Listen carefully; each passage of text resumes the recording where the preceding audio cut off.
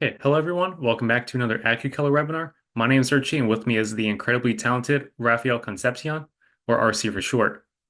RC is an Adobe certified instructor in Photoshop, Illustrator, and Lightroom. He's written 15 best-selling books and currently teaches at the Newhouse School for Visual Communications at Syracuse University. So in this webinar, RC will guide you on how to compose compelling stories that complement your images and add to the overall beauty of your work. So whether you're a pro or have a passion for sharing your photos, this webinar will provide you with valuable insights and tools to take your storytelling to the next level. As always, leave any questions you may have in the chat or in the Q&A, and we'll do our best to answer them during the webinar. So without further ado, please welcome RC. So I'll tell you what it is that I'm doing. And I'm sure that this is probably being recorded, and I've checked. It's actually okay. But I am actually about an hour, about 45 minutes away from Baltimore, Maryland.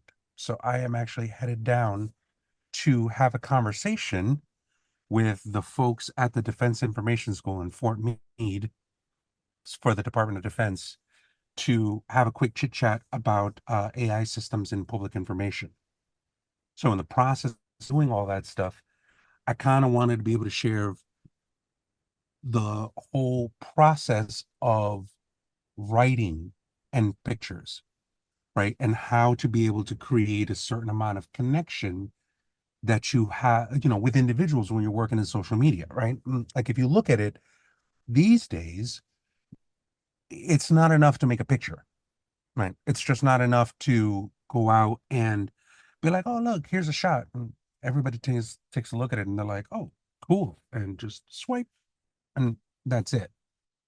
Right. So, in order for us to be able to have some sort of connection with individuals, I feel like the biggest thing that you have to kind of keep in mind is that you need to be able to take people with you when you're making a story rather than showcase. And I think that this entire webinar really could just be focused or be boiled down to that one thing, right? Agreed. When we take a look at social media, really it breaks down into like we tend to forget the fact that it's a social construct and we tend to equate it more into a promotional construct, right? So almost everything that we're working on is basically like, look at me, look at me, look at me, instead of come with me to be able to do stuff.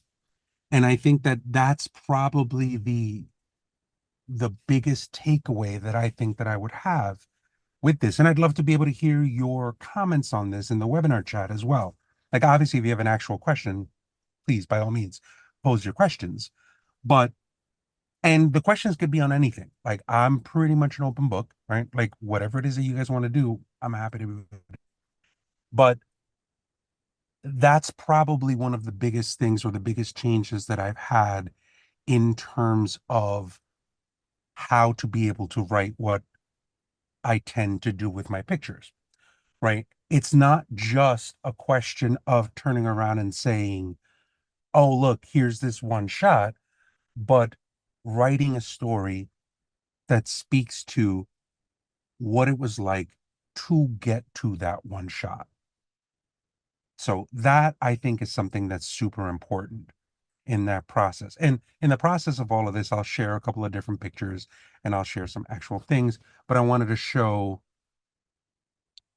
some of these. And I'll go ahead and I'm going to look through all my shots here.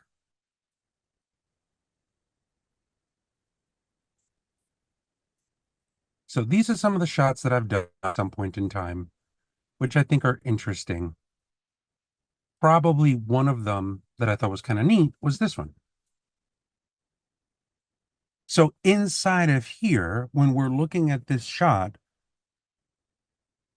a lot of the times people don't tend to know all of the different things that go into the picture, right? So sometimes I think people miss the context of what it is that you're looking at. Like if you were to take a look at this, you'd be like, so the ball's jumping. deal, right? And in that space, usually what I tend to do is I'm like, all right, well, let me just walk you through this whole process. And I made this entire blog that talked about me getting to this picture, right? So the story behind the picture was this is Rob the Hurricane Peacock, right? And he is a trick pool shark, pool shark shot master kind of thing. And he had this one shot where what he would do is he would hit the ball from this one side. I don't know if you can see my cursor wiggling. Can you see that, Reggie? Okay. So he had this one shot where he would hit the ball right at this one spot and he would bank it all the way over to that one dot. And then the ball would fly up in the air, jump over those, and hit the corner ball in the black ball in the corner pocket. And that was it. And it was like, cool. He's like, I want to be able to make a picture of that shot. I want to be able to make a picture of what that looks like. And they called me and they said, listen, you could do this from a Photoshop standpoint, like just take a whole bunch of different pictures and then just merge them together and that'll be done. So I was like, yeah, could, but like the people that I'm talking to photographically wouldn't necessarily be interested in that, right? What they'd be interested in is whether or not I can not do it in 35 shots, but can I do it in one shot? So to do that, you'd have to learn a little bit about stroboscopic photography, which is basically taking photography. And when you're doing stroboscopic, you're basically saying, all right, well, I'm going to take a series of flashes on a picture, right? And I do a long exposure. And in the process of doing a long exposure, I'm going flash, flash, flash, flash, flash, flash, flash, flash, flash. And every time that you flash, you get like a bit of something. But you got to be able to take that bit of something and make sure that you're not burned. It's almost kind of like taking a torch and putting a torch on bread, right? Like if you take a torch and you put it on bread and you go a little bit, and then you go a little bit, and then you go a little bit, and a little bit. At one point in time, you're going to turn around and burn the bread. So you got to be able to marry how to be able to do that multiple times without necessarily burning that bread. So in this instance, what we have here is a series of shots that I wound up doing. It was like a 2-second exposure, but I wound up having a strobe that sat right off of here, off of camera right, that just did a stroboscopic shot of these balls. And this had like 9 lights. Like this had a light over here, it had a light behind him. There's a light up in the window. There was a light over in the front here. There was a light from here bouncing into this one section. And over here in this one corner, I took this thing called a Gary Fong light sphere and I turned it upside and I taped it to the top of this. So this entire picture was actually shot in the dark. And the way that it was shot was I took a 2-second exposure of this and I did the stroboscoping happening about a minute or a second and a half in. And I waited for the very, very last second right before the ball went into the corner pocket. And I fired off one final strobe, just one singular strobe, pointed towards his face. So as soon as we started with the lights on, as soon as he hit the ball, I had an assistant turn off the lights immediately. That way, these 3 lights appeared to be on, and this light in the corner appeared to be on. The stroboscope happened, and then towards the very end, as soon as I heard it hit and jump, I blasted the last strobe, which froze him, almost kind of like a fake rear curtain sync. And then we made the shot. Now, the shot took probably the better part of 6.5 hours in order to be able to set up and get everything organized and do all of that. And the final shot was just one shot, right? I mean, there was a whole bunch of really bad shots, but no one's ever going to see the bad shots. Right? You only can see the good shot. The problem with that is when posting that on social media, people will just take a look at it and just be like, eh, okay, so you did it. What about the process of it? How do you take somebody through that? And I think that a couple of years ago, it would have been one thing to say, well, the shot's got to stick on its own and it's got to have that stuff. And I agree that there's a certain amount of that. But when there is so much stuff going on, I think bringing someone through that process is very important. I think that walking people through what you need to be able to do to make those shots is very important for bringing people along for that ride. So the first thing that I would say for that is, well, bringing people along, right? Showing people or talking to people about what those things look like. The second thing is a little bit of education, right? Photography is something where we're constantly learning about our craft. And I think that the individuals that are able to share some of that stuff out and put some of that stuff out, I think it's incumbent on us to be able to do that. And I think it will make people also be more into the shot. And then number three, to be able to admit mistakes, right? So when I posted this shot, I showed all of the shots that I failed at until I got to the shot that I wanted. So that is one technique to be able to get someone from a writing standpoint. Now, Richie, what are we doing in terms of questions? Anything so far? No, sir, nothing so far. Again, if Okay. anyone has any questions, don't hesitate to drop them in during the webinar. I will be moderating them and we'll try our best to answer them accurately live. Yeah, and I'm watching the chat also on one side too, in case somebody says something. But so that was one thing. Now, I'll talk to you about another story. The second thing that I would usually tell people from a photographic standpoint is to be able to share and expand on different techniques. Right, so let me show you something else here. This was another shot that I wound up making many years ago. And this was a shot. This is actually a stormtrooper, I want to say. So, dumb thing. I wound up going into this. Oh, and then the second thing that I usually tell people is right inside of here.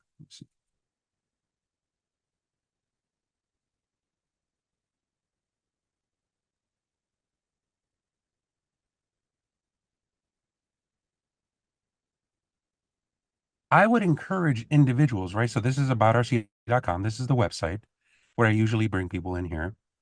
And just to be able to show you, this is a blog post that I did on most of this stuff, right?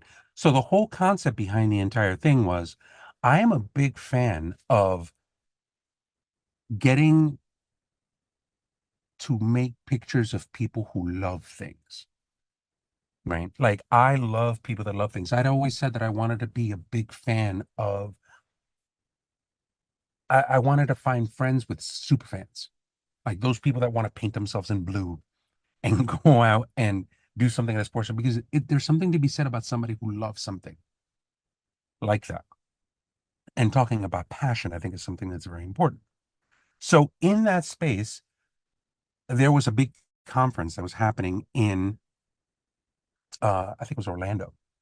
And in the conference in Orlando, there were a whole bunch of people that were, it was like a Star Wars conference. And I don't know anything about Star Wars. And, but I liked the whole concept of bringing somebody along to be able to see people that love stuff. I was like, oh, that's great. All right, so let's go ahead and do that. So I went all the way over there. And in the process of doing that, I found a whole bunch of people like this, right? Like Stormtrooper Elvis. And I was like, well, that's all really cool. But a lot of the big problems that we had with that convention has to do with the fact that you have these people that dedicate all of this time to become like they want to be a part of this universe, for the lack of a better word. But can't because of all of these different problems that you have. Like it never really feels like that, right? You have all these people that are kind of looking like this, and they're trying to make something that looks like it's a part of it, but it's not. And you can never really get it. So in that, I was like, you know what? This was like a full scale TIE fighter. And I was like, oh, what if we made this thing using HDR, which is like this painting technique that was popular a couple of years ago. And I wound up doing that. And I wound up making a picture of this dude named Seth Green, who was like in the Austin Powers thing, and he did Robot Chicken. And then I wound up making a picture of this person whose name is Steve Sansweet. He was the director of fan relations at Lucasfilm. And in the process of that, he's like, oh, can you guys make some pictures for me? Can we do some stuff? And I don't have any idea as to how to be able to do it. But I wound up getting pulled back. I didn't know anything about Star Wars. And in the process of it, we wound up putting all these people together and came up with something like this. Now, for me, this was me using a technique to be able to make this individual feel like they actually belonged as part of that story. So sometimes sharing that experimentation with the technique is something that's really good. So that's our second one. And just stop there. I just want to stop and just make sure that I'm checking with everybody here.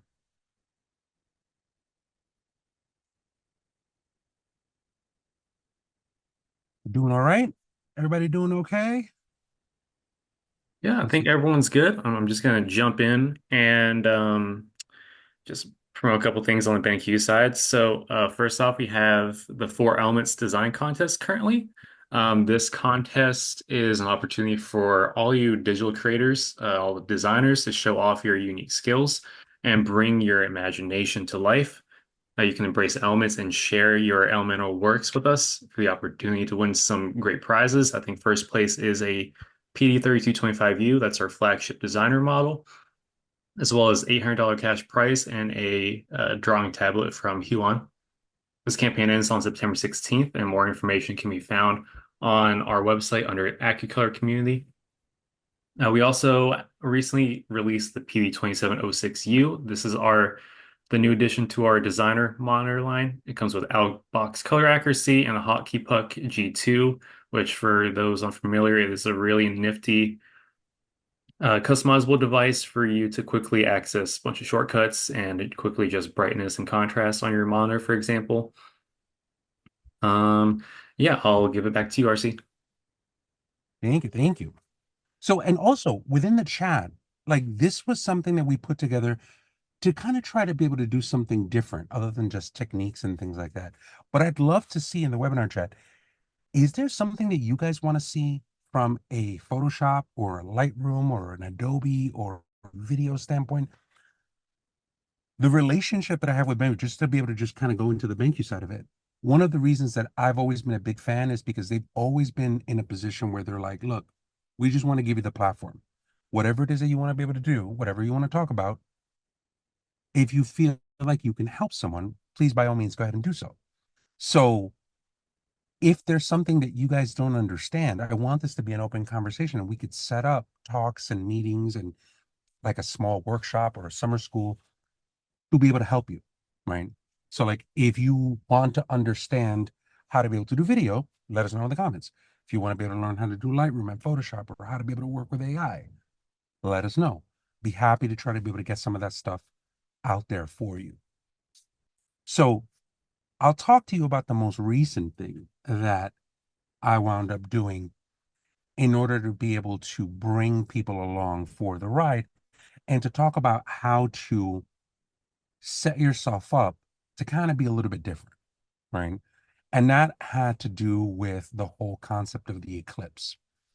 So I'm going to go over here and I'm just going to just share my desktop real quick. I'll get rid of my Stormtrooper. And when the eclipse came out, look, if you guys want to see my fat belly, that's me hanging out of my truck. So I wound up wanting to go shoot the eclipse. And I drove, I don't know, I want to say the better part of like 4 hours and change to be able to go do that. However, the problem that I ran into with this was the fact that there's going to be plenty of people that are going to go out there and shoot pictures of the eclipse. And it's just a circle with a flare. And that's it. So I was like, all right, well, what can I do from a social media standpoint to kind of stand out so that there's a little bit of a connection to this? And this was another, this takes all those kinds of things. We're bringing people through the process rather than, hey, look where I'm at, showing people the warts and all of how this stuff comes together, which is kind of why I wanted to do this thing from the car, because this is a reality of it. Like you're just hustling, you're moving to the next location and you're doing this kind of stuff. And that was pretty much it, right? So I bought this truck, the Ford F-150 Lightning, and it's an all-electric truck. And I was like, you know what? One of the things that I wanted to be able to do is I wanted to be able to use it to go ahead and have a conversation with people in remote locations with photography. So I was like, well, this would be a great place to be able to try that.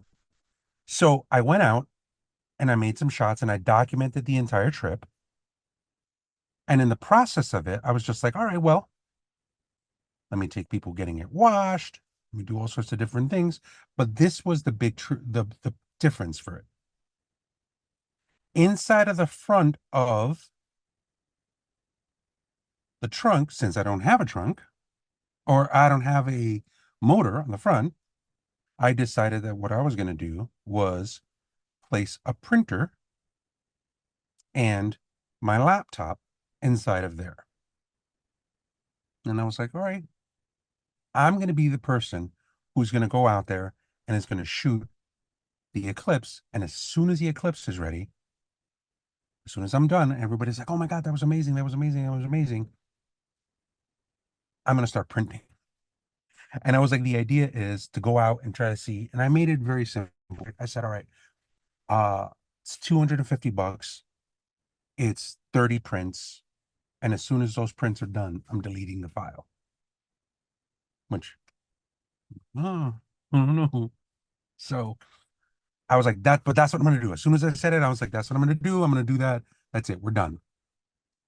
So I went out and I documented the entire thing. I documented all the different people getting ready.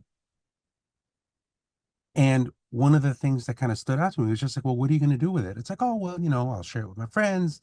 I'll do all sorts of, stuff with it. And I was like, nope, not me. I'm going to set up my printer. I'm going to set up my laptop. I have my camera facing down and I'm just going to wait for that shot. And I had already done a picture of this a year before. So I felt like such an idiot doing this kind of stuff, but I did it. And I was like, all right, I'm going to print these things. I printed out one version and then I changed it. And I was the dude who had the signs out waiting for these shots. Now, as it got darker, we're getting there, we're getting there. And look, so there's the part of the eclipse. So we're almost there. And in the process of it, I was able to get this kind of stuff. And I was able to include other individuals in that process, right? This was one of the shots that I got out of the eclipse, right? This was one of the other shots that I got out of the eclipse with the flare. Now, within this, that was the shot that I said, all right, this shot's only going to be done 30 times. And it wound up getting some coverage.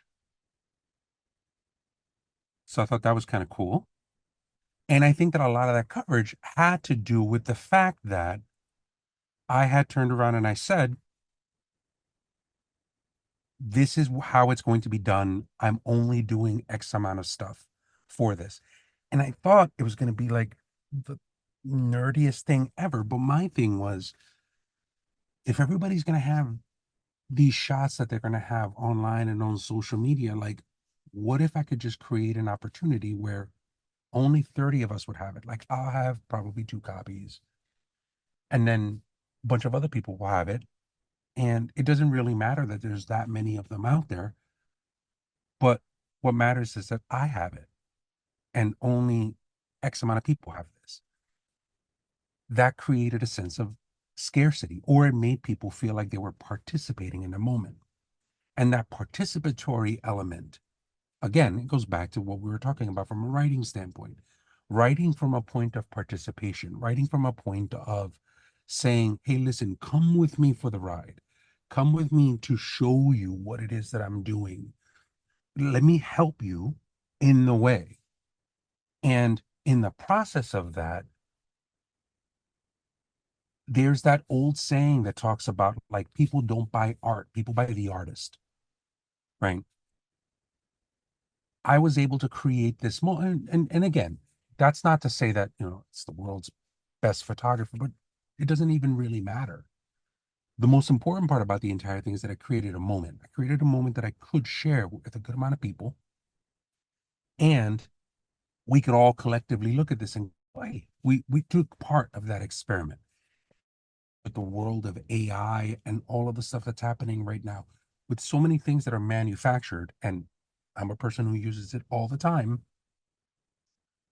to be able to have those moments of human connection and document those human connections through writing, I think is a good antidote for a lot of the stuff that's happening on social media, right? So I would encourage you to be able to do that stuff. Oh, Holo Ray, you're back. Hey. So, all right, how'd you get into photography? Like, when did you have your first camera and training? I really want to get into this, but I have no money to buy a camera and get training. I only have a smartphone that is decent enough to get good photos. All right, Holo, this is what I'll tell you.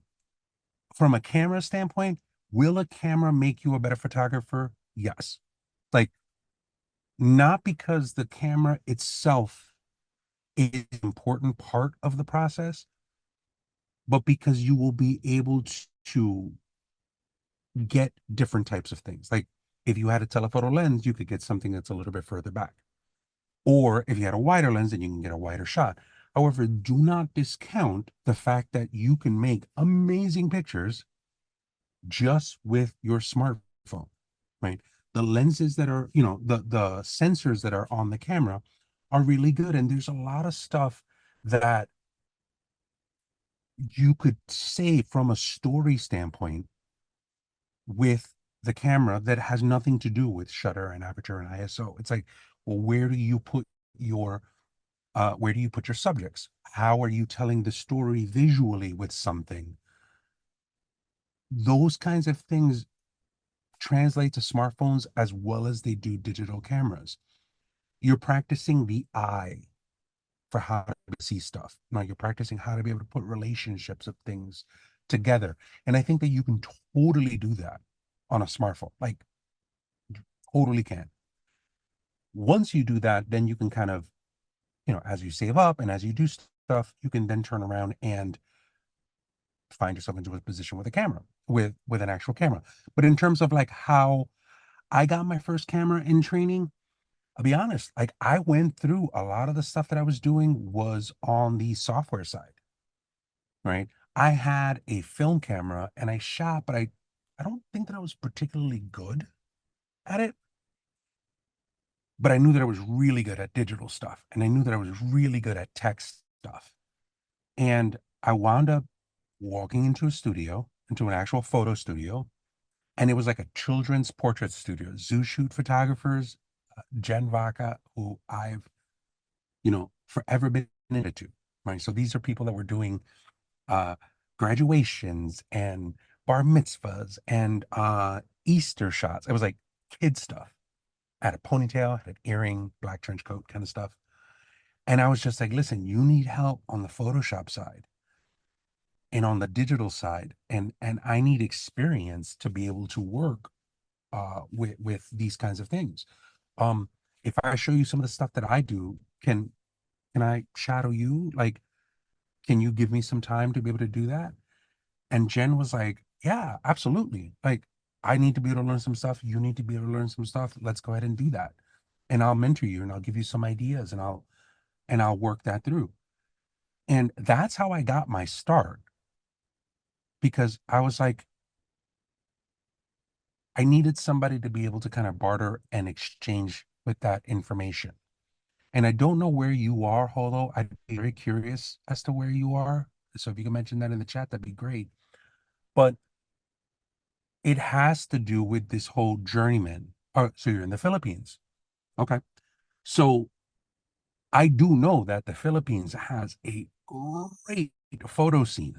Like when I was working at Kelmy Media Group, there was a lot of people that did stuff in photo walk, and the contingents out of the Philippines always had like amazing photographers that were out there.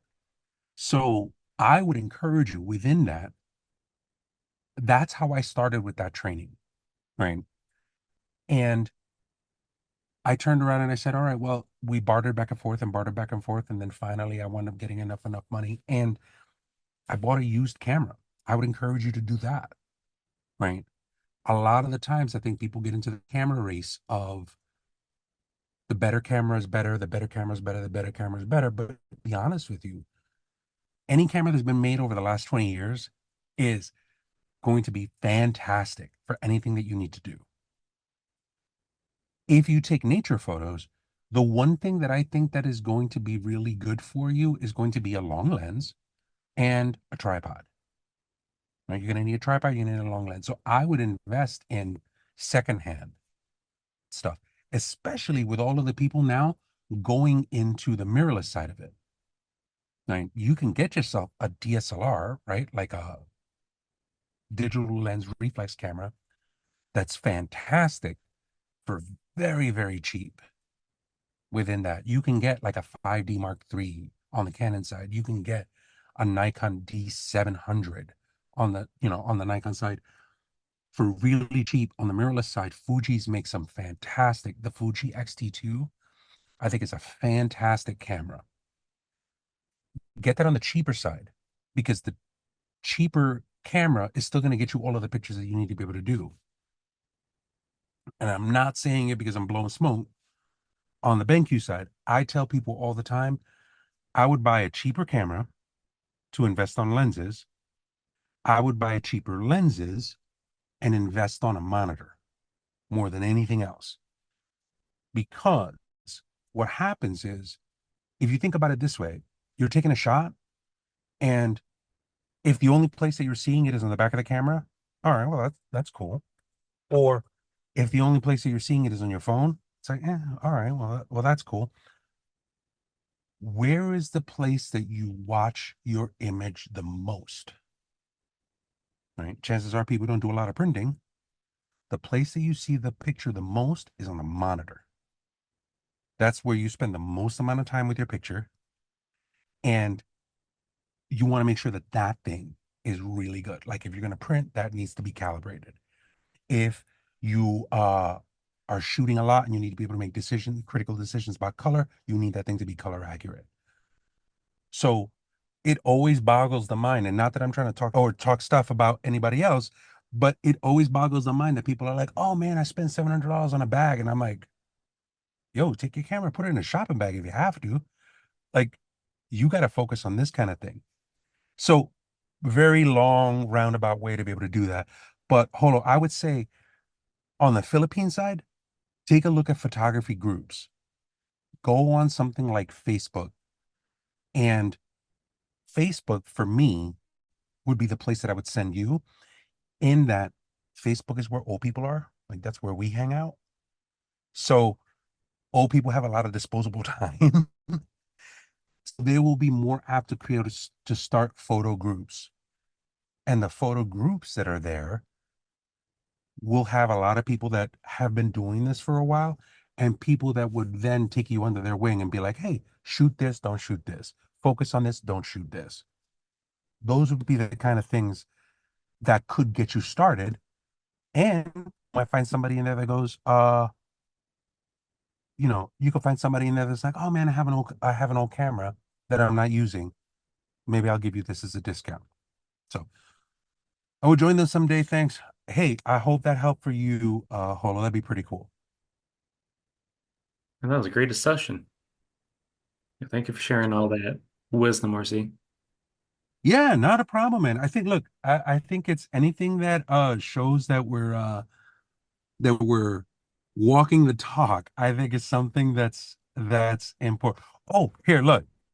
So, Holo, if you're still there, I'm gonna show you, or all of you, if you're still there, here, I'll show you this. In terms of like the believability of things, I'm gonna show you. All right, so I'm gonna get out of my car. Right, this is how much like I get into this. So, Rich, you're gonna have to do a screenshot for you. But look, so there's my truck, right? So there's the trunk, and look, see that black box? Nobody ever notices it. Right? People walking by, they're like, "Hey, what's he doing?" So, when you see black box, and in the process of that little tiny unassuming black box, I'm gonna try to do this with one. No, can't do it one hand, two hands.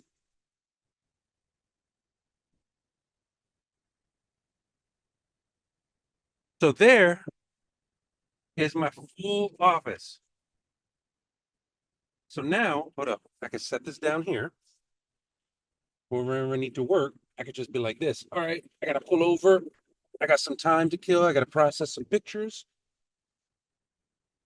I get myself set up.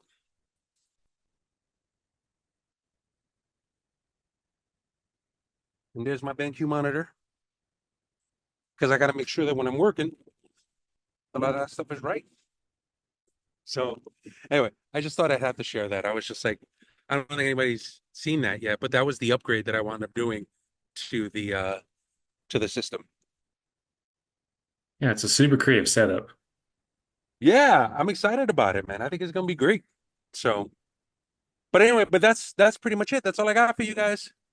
I'll share more pictures about the build and the process online. If there's anything that I can answer for you, any work that I can do for you, just please, by all means, hit at Instagram, Facebook, Twitter about RC. And again, if you have any questions, just send them over. If it's a lot easier for me to make a video for you or have a conversation with you on video, I'd be happy to be able to do it. Yeah, and that's about RC on Instagram. That's going to be the best place to find them. RC, I had a couple questions. Sure, what's up? So when posting photos on social, what length do you recommend for those platforms? Because you mentioned blog posts. I think it's an amazing story if you can go in a blog post, but social, it's more catered towards the shorter attention span. So what's a good So length do you recommend for that? I am a big fan of posting. When I post on social, I don't like posting more than 1600 pixels on the wide side and posting more than uh 72 dots per inch. So when you export, I always export to 72 dpi, no more than 1600. To be honest, I even put it as low as 1400. Only because most of the people are just watching it on just like regular phones. So you're not going to want to see that. You don't want anybody to take the pictures too much. And if I am sending it to someone where they're going to see it on a high DPI phone, so like your 15 Pros, your 14 Pros, then I'll do something like 2000 pixels at 100 pixels per inch, just to be able to get a little bit more sharpness. Keep in mind that one of the other things that's going to happen with that is they're going to get compressed down when you put them into the social channels. But I think that that's probably a good safe spot.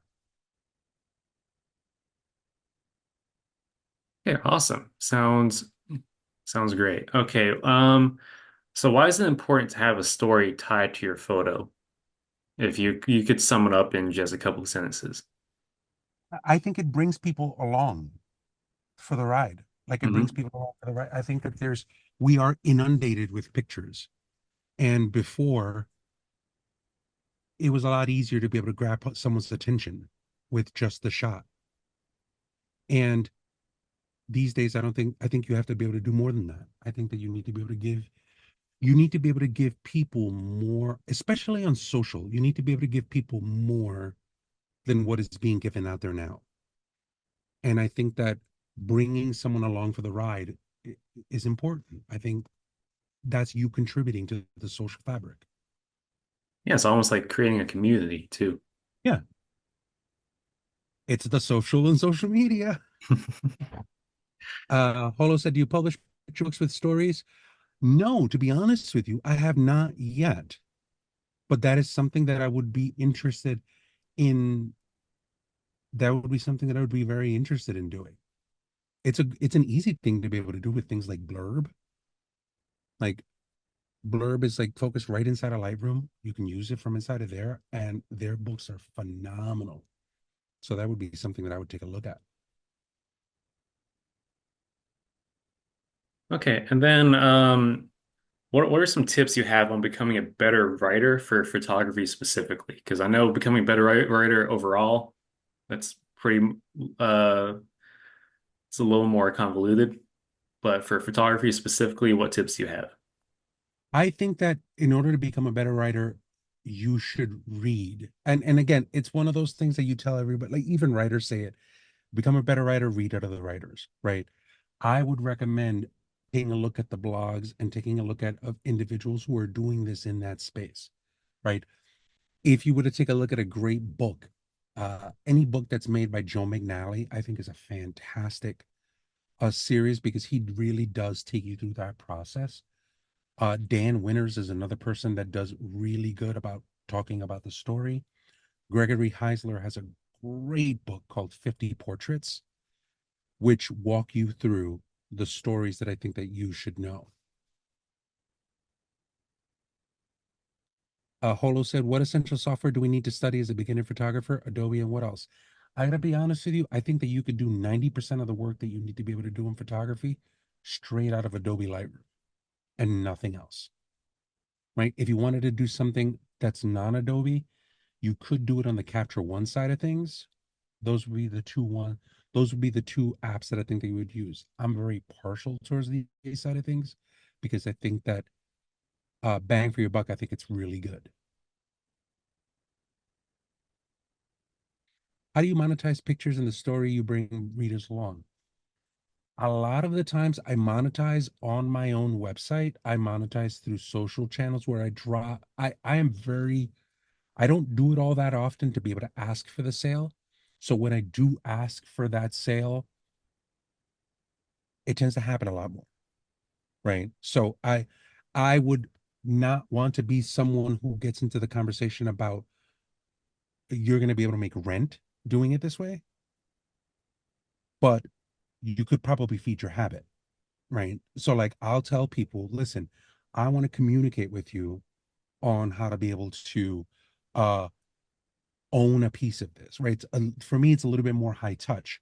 So I have a printer. I will show people that I am printing. I will email back and forth. So the transaction is doesn't feel so much like a add to cart and check out now, right? People, in my opinion, tend not to want to do that with uh price tags of let's say 300, 400, 500. People want to be kind of connected to folks when you're doing that kind of stuff. So because I'm selling at, let's just say, that higher price, I think it requires someone to be a little bit more high touch.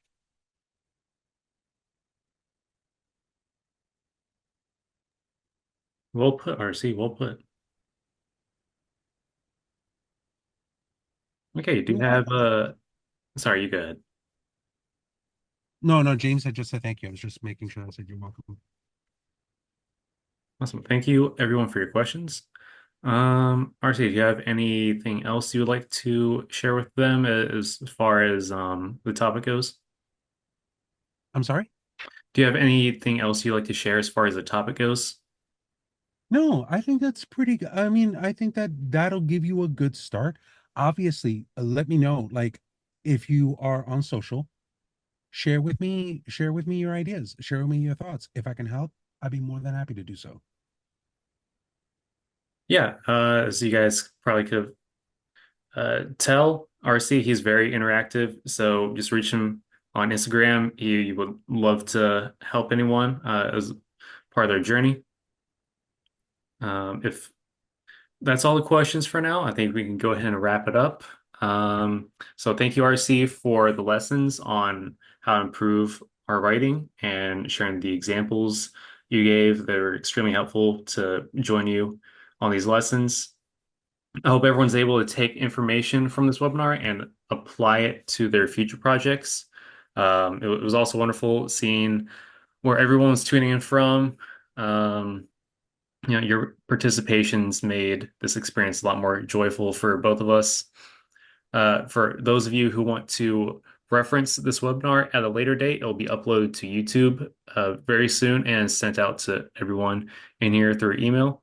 So thank you everybody for tuning in, and we'll see you next time. Thank you. Take care. Bye.